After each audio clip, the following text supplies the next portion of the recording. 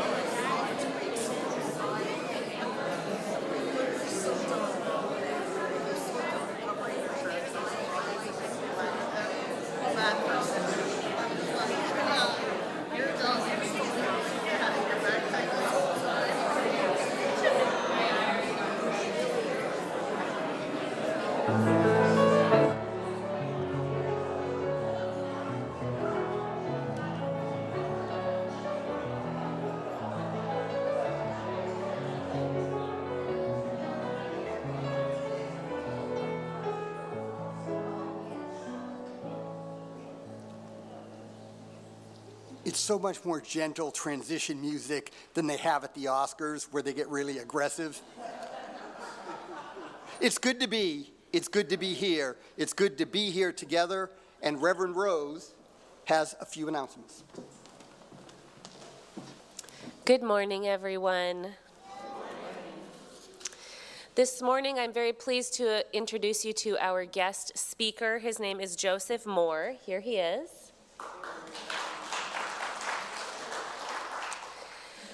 Joseph is a working lay chaplain and is the part-time lay minister does part-time lay ministry at First UU in Wichita, Kansas. We are his sponsoring congregation for his board chaplaincy work, and part of that agreement is that he comes and preaches to us once a year. So we're so grateful to have you, Joseph. And now an announcement from Jen Lacey.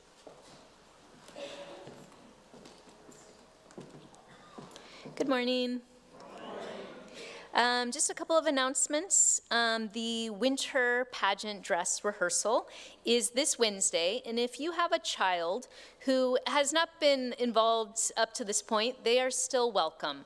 If they want to participate, they should be here at 5:45 on Wednesday, and I will show them how they can be involved in it. So if you know of any children, they are welcome. Also, there is a Tall in the Fall meeting after the service at noon in the multipurpose room just down this hallway. All are welcome to join. And now an announcement from two special guests who have traveled a great distance to be with us today.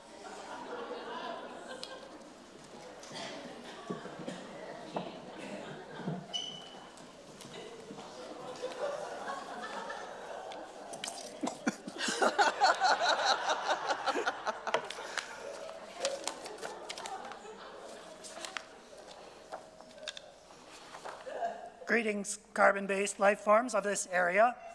I am Zoloft. And I am Xlax. Do not fear, we are documented aliens from the planet. We're from France. Yes, of course, France. We're from France, and we have been brought here by your leaders to help conduct what you call an auction.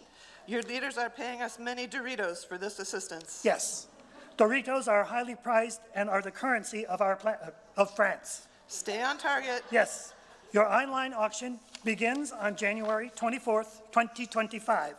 That's 41 rotations of this planet. Earth, this planet, Earth, where France is. We must be brief. Stay on target. Yes, Xlax. We must give these creatures their instructions. Engage the hypnotron. Carbon-based life forms, hear me and obey. You will search your attics, basements, and closets for new or gently used items of extreme to little value. You will take images of these items with your smartphones. Smartphones? Yes, primitive devices these creatures use for entertainment, communication, and education. You will upload these images and clever descriptions of your items to our headquarters in France. Using an internet link we will provide you. Do you understand? If so, say, yes, Zoloft, we hear and obey. Yes. But what about other things that can be No, auctioned? enough. Our time is short, and these creatures lack the bandwidth for additional information at this time. We will be back.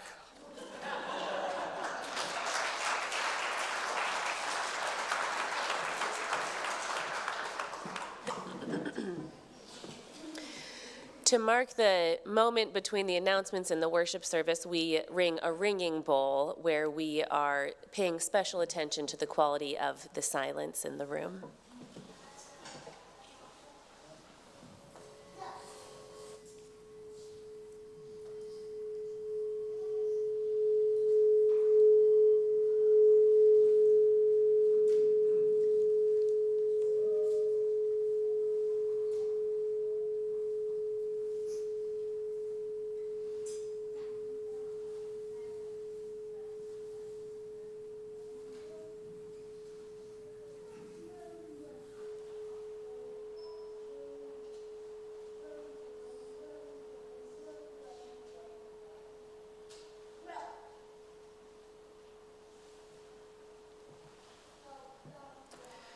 Our opening words today come from poet and author Annie Dillard, who said,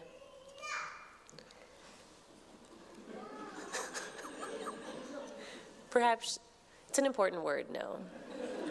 As a parent of a 1-year-old, I'm there, I'm very there. Annie Dillard said, "We are here to abet creation and to witness it. To notice each other's beautiful face and complex nature so that creation need not play to an empty house. Come, let us worship. Please rise as you're willing and able for hymn number 398 in the gray hymnal, Gathered Here."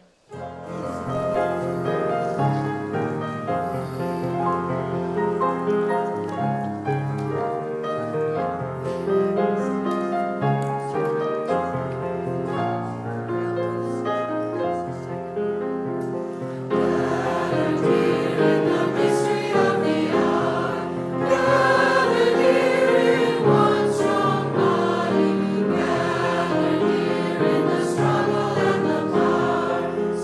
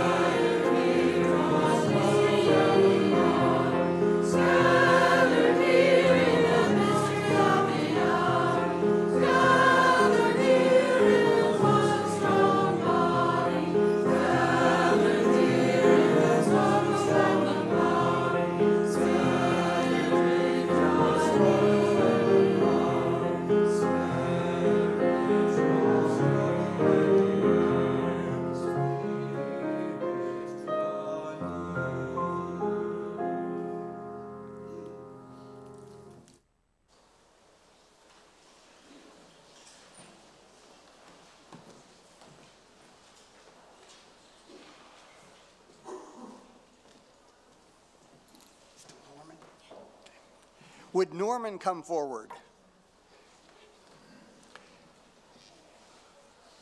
As Norman lights the chalice, the symbol of our Unitarian Universalist faith, let us affirm with many voices, but with one heart, that love is the doctrine of this church, the quest for truth is its sacrament, and service is its prayer. To dwell together in peace, to seek knowledge in freedom, to serve humanity in fellowship, to the end that all souls shall grow into harmony with the divine. Thus do we covenant with one another. And now Reverend Rose will lead Time for All Ages. Could I have all the children come forward, please? Hi. Hi, everybody. Hey. Hi, you two. What are your names? Laura and Adelaide? Alora. I remember you. Hey, Abe. Hi, Roger, Norman, Andre. Hi, guys. How are you all? How's sleepy? Yeah. I'm sure you're not alone in that. So, I have a question for you all. What do you hear right now? Nothing at all? The fans, the vent, your brother talking. You hear the air. What else? Let's listen for, watch my fingers. We're going to go down from 5, and then what do you hear?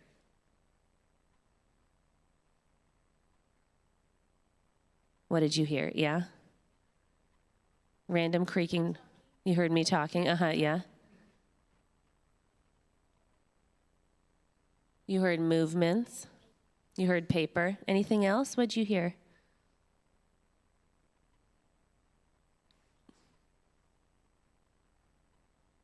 Some buses.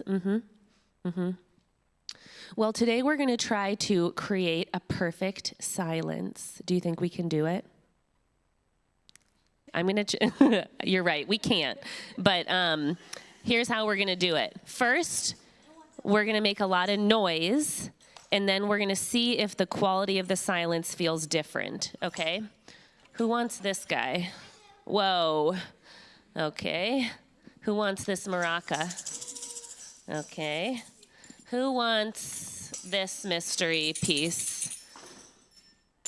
Let's see. Ooh, Abe, do you want this one? What is it? It's hard to... Okay. All right. Does Andre have one? Do you want a maraca, or do you want like a... He wants this one. Okay. All right. I'm going to do it once by myself. Watch me. Okay. I'm going to do it once by myself. I'm going to get really loud, and then I'm going to stop really quickly, and then we're going to see the quality of the silence. Okay, ready? I'm going to go 1, 2, stop. Okay, let's do it together. Ready? We're going to do it 3 times. 1, 2, stop. One more time. 1, 2, stop.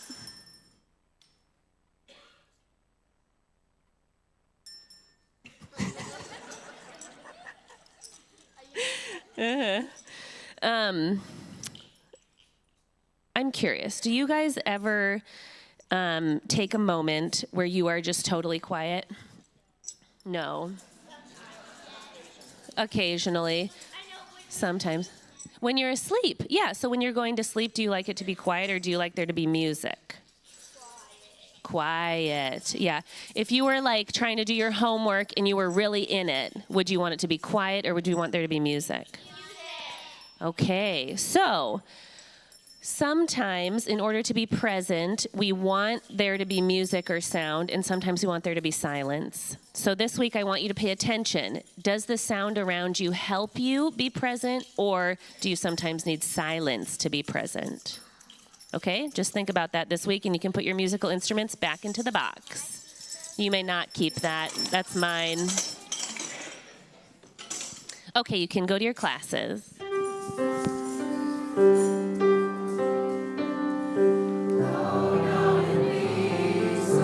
Now and peace, lay the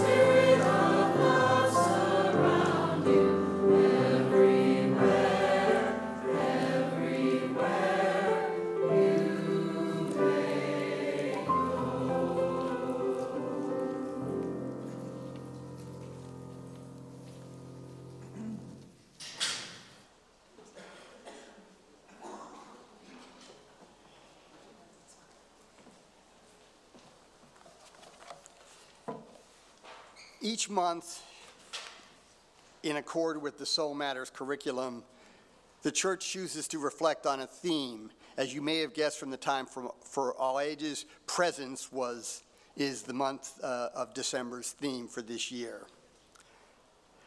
When I began to reflect on presence, the words, "Can Bernie come out to play?"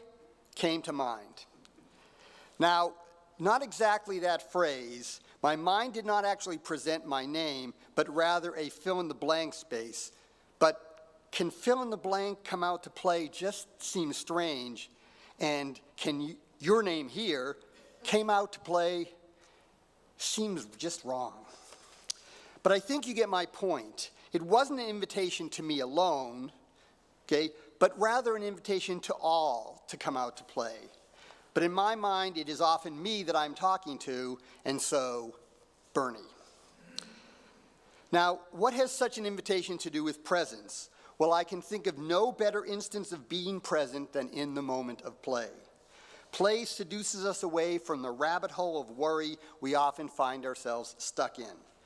No longer hidden or buried in our worries or traumas, we come out to a moment of now, full of possibilities and wonder. Not to dismiss the traumas of our past.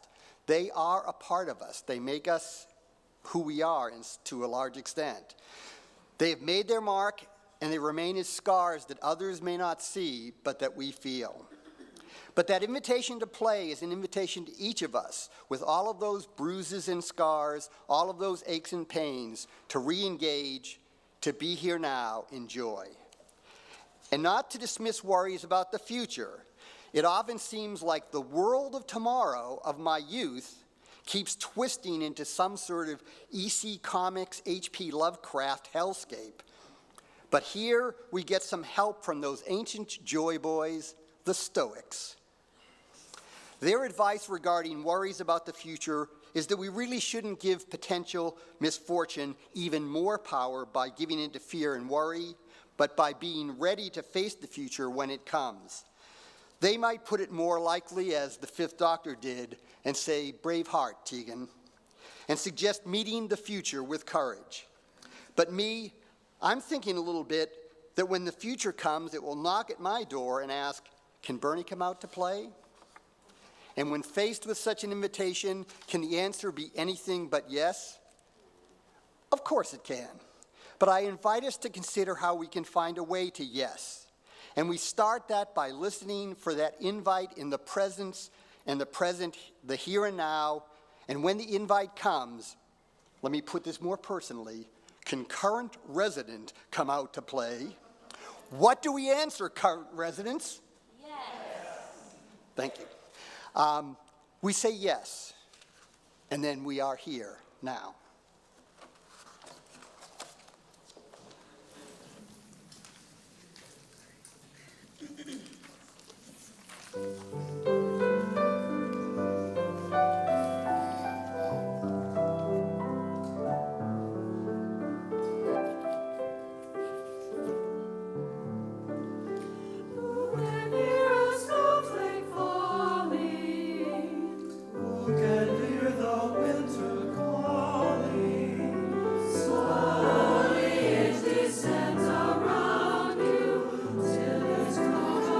Surround you.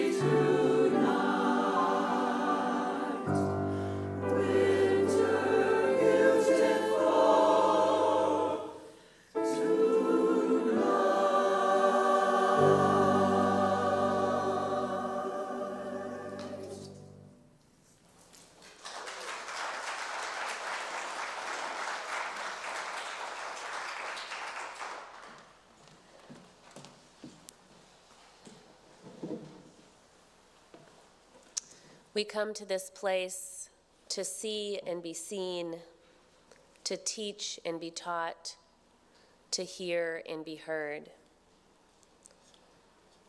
I invite you to reach over, and if someone's sitting near you, nudge them, greet them, reminding them and yourselves that we are gathered here in authenticity and peace and intention. We also come to this place to share our joys and sorrows. If you have a rare joy or a profound sorrow, I invite you to come forward and share in 2 to 3 sentences and light a candle now.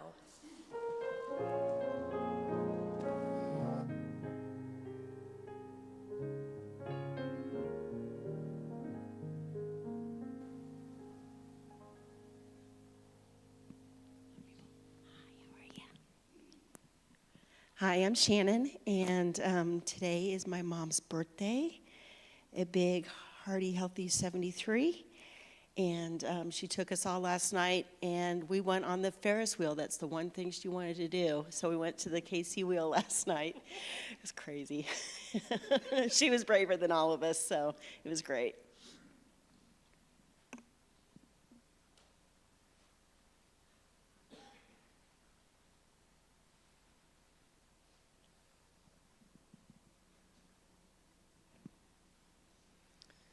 I'm going to light one special candle for everyone who's having a blue Christmas.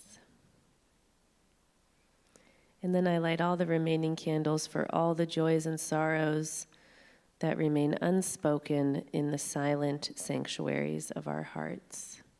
Please join me in song.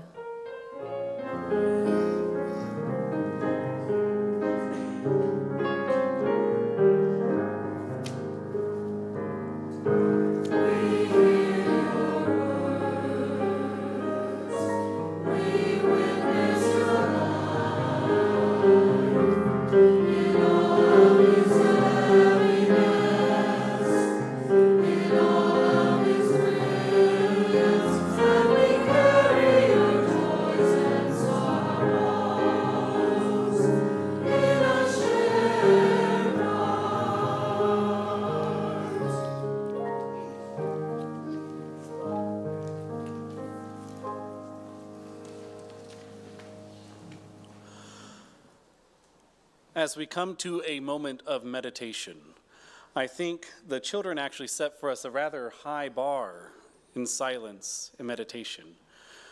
Maybe you don't feel the urge to shake a tambourine or a maraca, but I want to spend time talking about the noise that resides in our minds.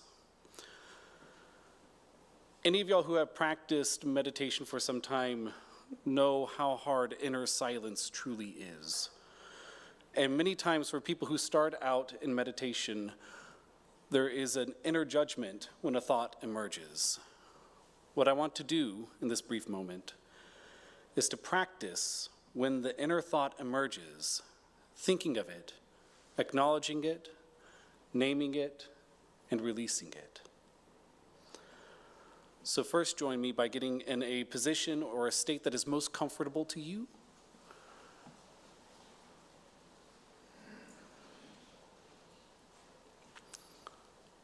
I invite you to start by breathing and noticing each breath.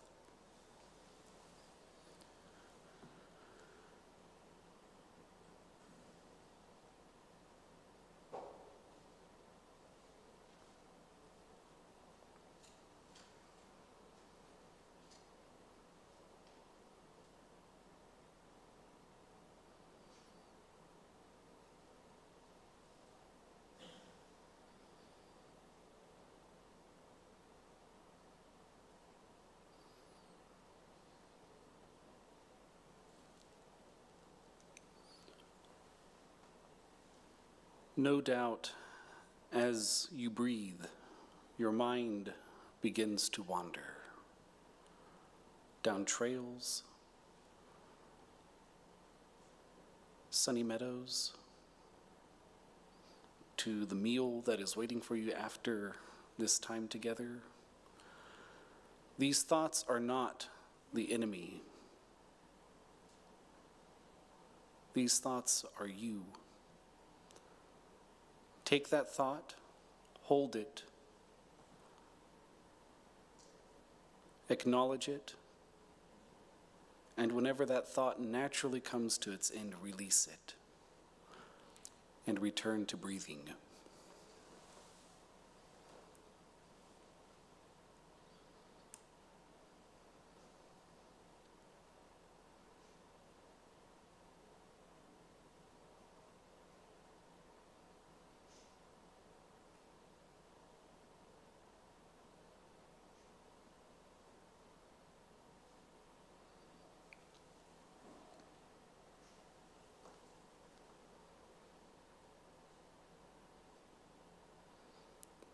Think of the people in your life. Who sticks out to you? Is it someone celebrating? Is it someone grieving? Is it someone suffering? Picture an inner light in your heart and picture it going out to them.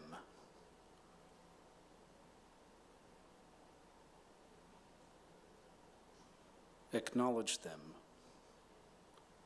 name them, and then release them once the thought naturally fades.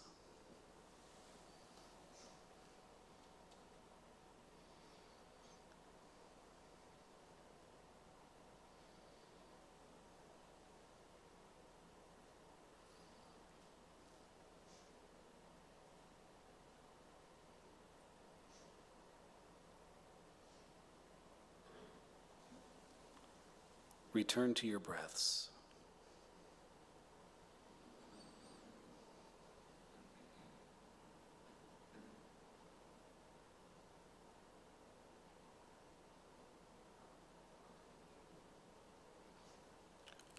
Now I invite you to return.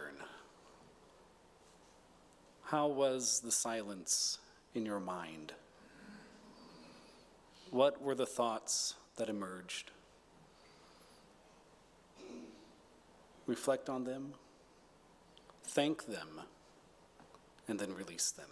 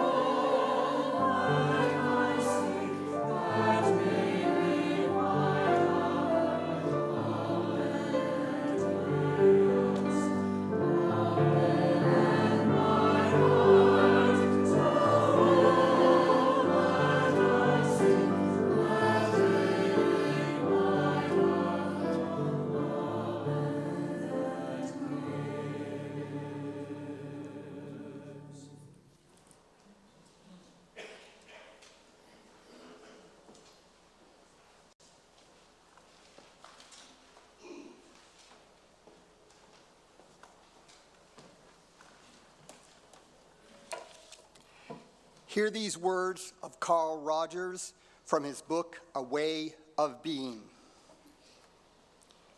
People are just as wonderful as sunsets if you let them be. When I look at a sunset, I don't find myself saying, soften the orange a little bit on the right-hand corner. I don't try to control a sunset. I watch with awe as it unfolds.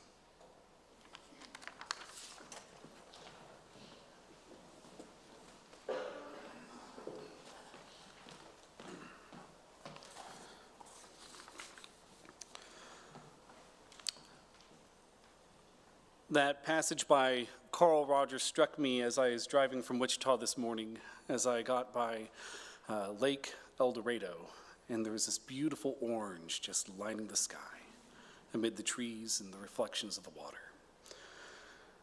Then I got to Cassidy, and then it was fog the entire rest of the way. I don't know what that means. But good morning, dear friends. I am so grateful for who you are and allowing me to be here with you. As we gather this morning amid the busy holiday season, I invite you to pause for a moment and reflect on the true meaning of this time of year. Getting caught up in the whirlwind of activities, shopping, parties, and endless tasks is very easy and very tempting. But today I want to explore with you something simple, something profound, the greatest gift we can offer each other, the gift of presence. In many ways, it's the gift that you are giving right now in this space.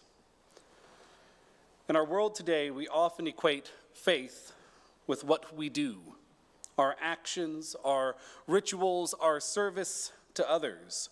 A common inquiry among Unitarian Universalists is, what is your faith practice? Whether it's through our work, our families, or in moments of crisis, we feel a pull to act, to fix things, to adjust the color on that sunset, to make them better, or what we perceive as better. Our hearts stir with a desire to make a difference, and we move quickly into action. But doing so, we sometimes forget one of the most powerful truths. We are human beings rather than human doings. The holiday season especially heightens this urge to act. We are urged to shop, to wrap, to decorate, to host, to celebrate. We see the images of packages with giant bows representing achievement, success, and material gifts. Everywhere we look, there are messages telling us we must be busy, we must perform, we must give. Yet in all the doing, we risk losing touch with what truly matters. The gift of being, the gift of presence. The cold weather that we experience outside naturally invites us to slow down, to be warm, to be inside, and to be present with the ones we love. The gift of Christmas at its heart is the gift of presence, the divine presence. It's about the sacredness of God descending into our world and meeting us where we are, in the full mess and beauty of being human. It doesn't seek to fix or resolve, but simply to be with us as we are. This gift of presence is a reminder that in the midst of all of our struggles, we are not alone. For those of you who might not be familiar with me, as Reverend Rose shared, my name is Joe Mohr, and I work as a hospital chaplain at Wesley Medical Center in Wichita, Kansas. Once you get out of the Kansas City area, there is a stark decline in hospitals and healthcare centers. This leaves Wesley as one of the largest regional healthcare providers, extending a long ways down into Oklahoma and all the way to Colorado. So if something happens way out western Colorado, there's a good chance, if it's serious enough, you will end up in Wichita, Kansas. We cover this vast area of rural communities where access to healthcare is limited, and the state of rural healthcare is a sermon all its own. But Wesley, due to its geographical location, serves a place of refuge during times of crisis, bringing an almost state-sized amount of tragedy. In my work, I see that when people face tragedy, their minds and their spirits cry out for meaning. They often ask, why? Why has this happened? Why me? Why now? This search for meaning in the face of suffering is a powerful human impulse, one that I witness every day. This is what we call meaning making, a deeply human need when facing trauma. Viktor Frankl, a Holocaust survivor, a psychiatrist, in his book, Man's Search for Meaning, Frankl shared that our search for meaning, even in our deepest pain, becomes a source of resilience and spiritual growth. It's what helps us to survive the hardest moments in our lives. As a chaplain, I witness countless ways people try to make sense of their suffering. Some find solace in the idea that God has a plan. Others believe that they are responsible for what is happening to them, whether it's karma, whether it's divine punishment, or a series of unfortunate decisions. And I have also witnessed a myriad of very creative and deeply personal ways that people try to attribute and ascribe meaning to their lived experience and their suffering. But in my years of chaplaincy, I've come to realize that the most powerful approach to these questions is not one that tries to answer them or explain away the pain. Instead, the most profound gift we can offer in these moments is the ministry of presence. This ministry doesn't rush to explain suffering away. It doesn't impose beliefs or simple answers. Instead, it offers something far more powerful, a non-judgmental, compassionate presence. It is the practice of being with others, of offering a calm, empathetic ear, and of sitting with them in their pain without trying to resolve it immediately. This approach is deeply rooted in Unitarian Universalism's principle of respecting the inherent worth and dignity of every person. We honor each person's unique journey without the need to change it or explain it away. In the past, chaplains were often seen as the clergy of the hospital, expected to offer prayers, platitudes, short sermons, but today the role of the chaplain has evolved. We now follow a more person-centered approach influenced by the work of Carl Rogers, whom we heard from earlier, who emphasized the power of listening and the importance of creating a space where people can explore their feelings without fear of judgment. The goal of chaplaincy is not to offer quick fixes or theological explanations. It's not about telling people what they should believe or how they should feel. It's about being there. It's about listening more than speaking. It's about holding space for someone to express their pain, their fear, their grief, without the pressure to immediately make it better. This kind of presence is a powerful force. It says, you are not alone. I see you. I am here with you in this moment. Now let me be clear, this approach does not always meet everyone's expectations. There are times when patients and families expect a more traditional clergy-driven experience. They want prayers, they want answers, they want comfort in a familiar form. But there are also moments when I see the power of presence at work in profound ways. I have had patients and families tell me, thank you for just listening. Or I did not know that I needed to say that out loud. Those moments, those simple moments of being truly present can be life-changing. If you feel called to cultivate this kind of presence in your own life, I encourage you to explore it further. The ministry of presence is an art, a spiritual discipline that can transform relationships and deepen your connections with others. It starts with being present with yourself. As we practiced earlier in meditation, acknowledging your own feelings, your own biases, and being aware of how you show up in the world. Self-awareness is the foundation of emotional intelligence, and it allows you to offer true presence to others without projecting your own needs or beliefs upon them. Then there's a myriad of practical techniques that you can use to become a more present listener. One of these is mirroring, when you reflect the tone or body language of the other person. The simple act matching their energy can create a deep sense of connection and trust. Many times whenever I go to a patient's room, I have an idea of what I'm walking into, but I do not truly understand unless I allow the other person to lead. Someone may feel absolutely horrible in that moment, and if I come in bright and cheery, it's going to make them feel minimized. Or if somebody is in a moment of celebration and I bring in a dour attitude, they could very well feel like they're doing something wrong.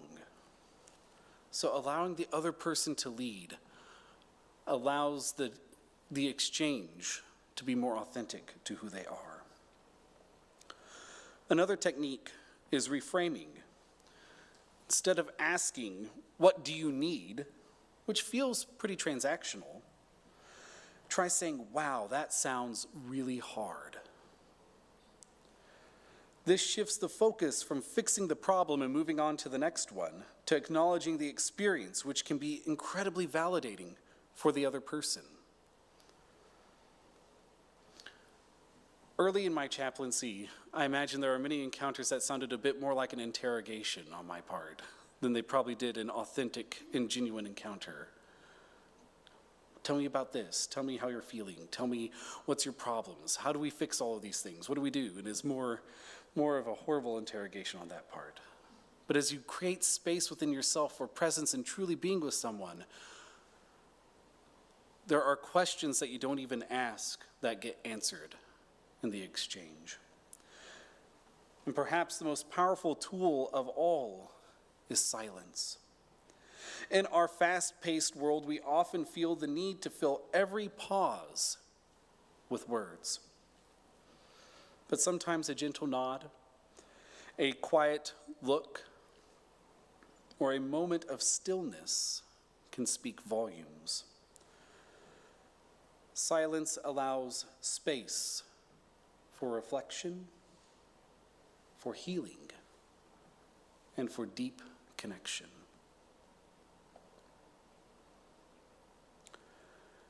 In a world that often feels rushed and disconnected, the gift of presence is needed more than ever. In your relationships with loved ones, coworkers, or even strangers, simply choosing to be present, to truly listen and be with them, can have a transformative impact. It is a gift that costs nothing, but it holds immeasurable value. The simple act of being with someone in silence, in listening, in empathy, can bridge the deepest divides and offer healing in ways that we cannot fully comprehend. This holiday season, as we move through the busyness, I invite you to consider the most profound gift you can offer.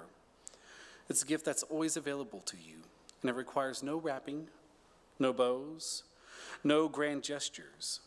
It speaks to the heart in ways that material gifts never can.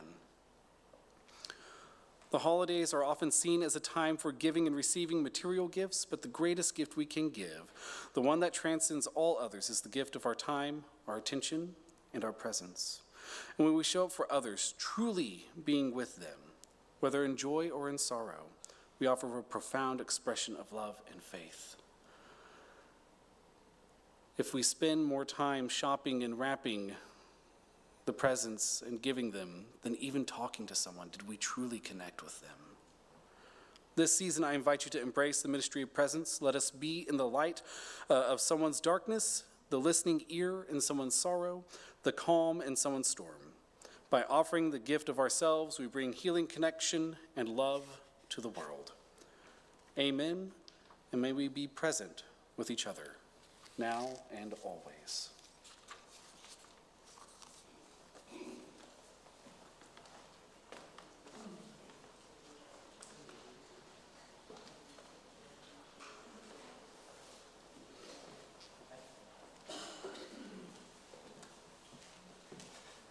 So, first of all, thank you, Reverend Mohr. It's sort of hard to know how to phrase the invitation to the offering after a thing about being present. But the church still needs to go on in its material sense, and for that, we do need money. So, with that in mind, be generous in your gifts to the church. The offering will now be given and received in grateful appreciation of our shared values.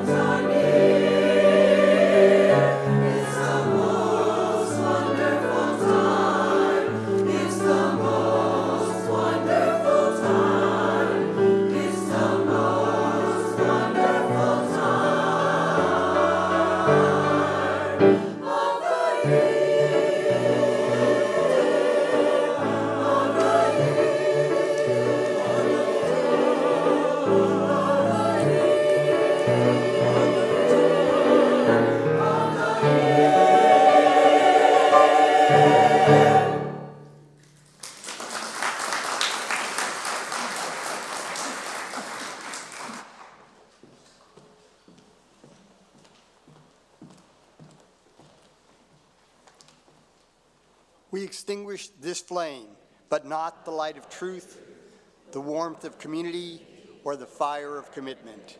These we carry in our hearts until we are together again. Our closing hymn will be 318, We Would Be One.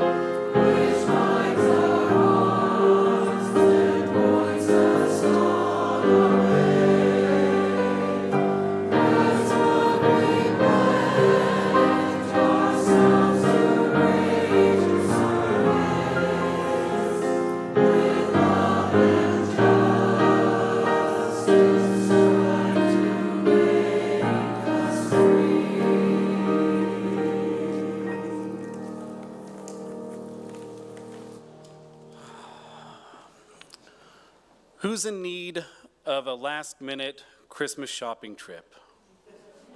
Who's still looking for things? Well, allow me to tell you that there is a one-of-one, irreplaceable, irreplicable gift that resides in each and every one of you. You are truly unique. No one has your thoughts. No one has your heart. No one has your minds. Each of you has something to give and something to offer